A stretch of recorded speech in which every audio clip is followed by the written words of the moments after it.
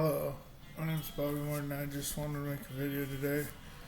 I got my charges dismissed, so I might get to go to boot camp this year. It's kind of late in the season, so I might get to go to boot camp, but if the recruiter lets me, I can finally talk to them without having to be scared of probation, charges pending, or court fines. But yeah, I finally got them dismissed, so now I can get going, hopefully. But I was going to make this video about Colin Powell's book, remembering the pictures he had. He had a cool one with Norman Schwarzkopf saying his goal was to help Norman Schwarzkopf win the war. Norman Schwarzkopf's last known whereabouts in his videos was on Normandy Beach, walking with Dan Rather. Could their dream have been to help a modern-day war against Germany and Italy forward? King Nuglano was the king of Italy for a while. He was one of Hitler's helpers in World War II. People didn't know that, but Italy used to help Germany.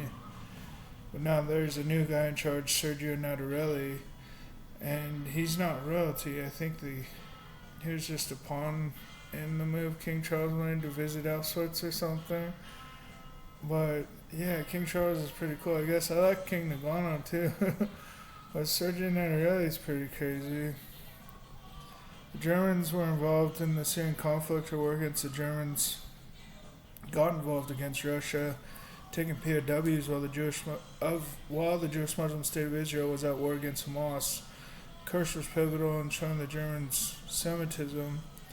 That's why we could invade, I think, to help Norman Schwarzkopf win the war again. But how would that war look, though, pushing through Normandy? Would it just be over there? Or some people think we should forgive them.